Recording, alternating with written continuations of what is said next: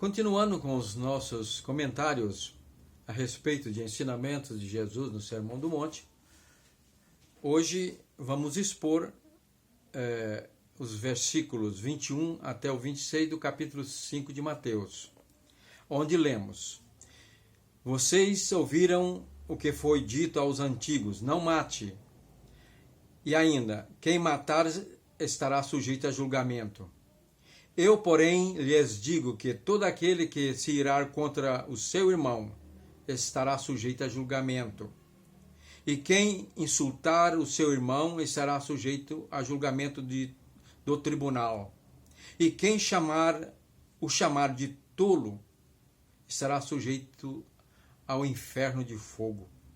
Portanto, se você estiver trazendo a sua oferta ao altar e lá se lembrar que seu irmão tem alguma coisa contra você, deixe diante do altar a sua oferta e vá primeiro reconciliar-se com ele, com seu irmão, e então volte e faça a sua oferta. Entre em acordo sem demora com o seu adversário enquanto você está com ele a caminho, para que o adversário não o entregue ao juiz ou entregue você ao juiz. O juiz entregue você ao oficial de justiça e você seja jogado na prisão. Em verdade, lhe digo que você não sairá dali enquanto não pagar o último centavo.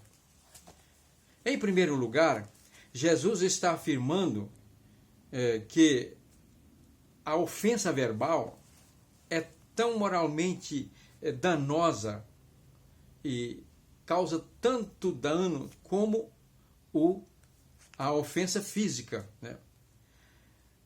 Jesus está falando aqui sobre o versículo de Êxodo capítulo 13, 20, versículo 13, é o sexto mandamento. Ele diz: vocês ouviram o que foi dito aos antigos, não matarás, né? Na lei de Moisés, nos 10 mandamentos. Ele agora passa a demonstrar que o assassinato, a ofensa verbal, onde a pessoa é irada, ofende o seu irmão, insulta, falam palavras humilhantes, chamando de tolo, né? Às vezes é comum chamar de idiota. Então, essa ofensa moral, diante de Deus, tem o mesmo peso de culpa, de pecado, que o assassinato físico. E João, na primeira carta, no capítulo 3, versículo 14 e 15, diz que aquele que odeia o seu irmão, quem odeia o seu irmão é assassino, né? Portanto, fica aqui essa aplicação da lei moral, dos 10 mandamentos, do assassinato, do não matarás, que Jesus expõe, aplicando para a nossa vida do relacionamento do dia a dia.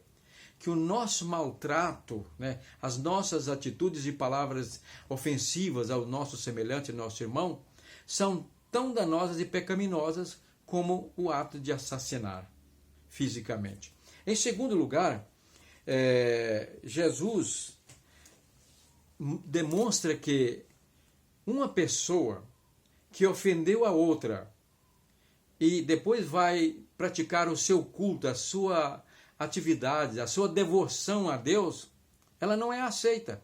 Aqui ele fala que quando você estiver diante do altar oferecendo, fazendo a sua oferta, aqui se refere, vamos dizer, ao culto, à adoração, seja em louvor, seja em oração, né? Ofertando, cultuando, e você lembrar que o seu irmão ficou ofendido com aquela atitude agressiva, verbal que você demonstrou, ofendeu ele com aquela expressão verbal, né, ofensiva, então você deve cessar ali a sua devoção e procurar aquela pessoa e pedir perdão, reconciliar-se. E ao pedir perdão a ela e reconciliar, você então reconcilia também, pede perdão a Deus. Só então Deus agora aceitará, aceita, né, o seu culto, a sua adoração, a sua devoção, a sua oferta, o seu dízimo, como algo que ele recebe com agrado. E por fim, ele fala que do fato de que você deve entrar em acordo com o seu adversário, né, enquanto está indo para o juiz. Nesse caso aqui está falando das demandas, né, dos litígios e demandas que muitas vezes o cristão está envolvido, se envolve nelas, causando, né, causada por ele mesmo ou ele sendo envolvido de maneira injusta por outra pessoa. Nesse caso aí, então, o que Jesus está falando aqui é o que se usa hoje na justiça, aí, entrar num acordo consensual, sem ir ao tribunal, né? Resolver a questão de maneira consensual para que não seja preciso esse litígio na justiça. E é interessante notarmos aqui que Paulo fala dessas verdades interessantes, né, aqui desse litígio, lá em 1 Coríntios, capítulo 6, versículo 7, olha o que diz o apóstolo Paulo. Os simples fatos de moverem ações uns contra os outros já é completa derrota para vocês. Está falando com os cristãos lá da igreja da cidade de Corinto. Porque não preferem sofrer injustiça? Porque não preferem ficar com o prejuízo? Mas vocês mesmos cometem injustiça e causam prejuízo, e isto aos próprios irmãos. Ou vocês não sabem que os injustos não herdarão o reino de Deus? É interessante observar aqui que, agora, quando fala de sofrer o dano, aqui aplica-se o que Jesus disse em Mateus também, né, no capítulo 5, versículo 41, onde ele diz: se teu adversário, teu inimigo, obrigar você a caminhar uma milha, vamos dizer 1 quilômetro, vá com ele dois, né, ou duas. Aqui está falando em situações em que o cristão está vivendo em um país, em um regime, em um estado onde não é democrático, onde não são respeitadas as liberdades pessoais, os direitos humanos. E aqui Jesus se referia também no caso do Império Romano, que mais tarde os cristãos sofreram duras perseguições.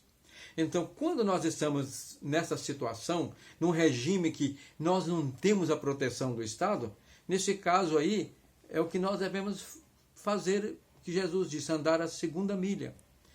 E também tentar entrar em acordo com essa pessoa, né, que está com litígio contra nós.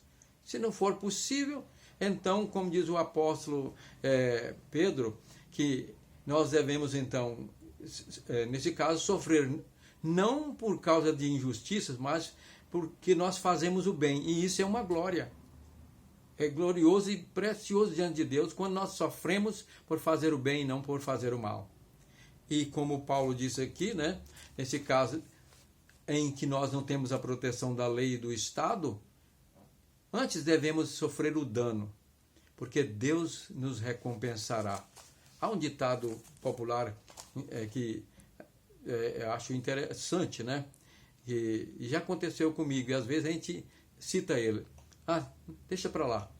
Mas tem Deus para dar do que o diabo para levar. Eu sempre digo, mais tem Deus para dar do que o ímpio para levar.